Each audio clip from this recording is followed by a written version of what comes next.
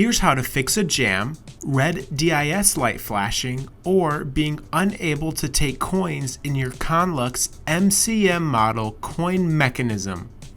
Find the coin mechanism inside the door.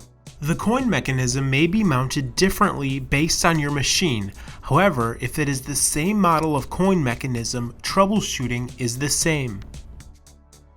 A flashing DIS light indicates a possible obstruction in the coin discriminator, seen here behind the coin channel cover. Open the cover, check for coin jams, obstruction, or other debris. Remove obstruction and close the cover.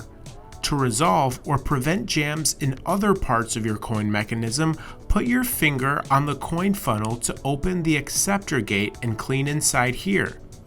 To open the coin cassette, push down on the white finger tab.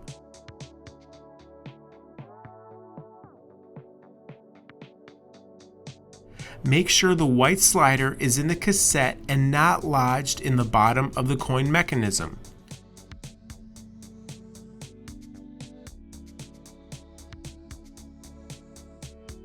If this does not clear the jam, you may need to take the upper portion, or the coin discriminator, out of the coin mechanism to examine for other jams.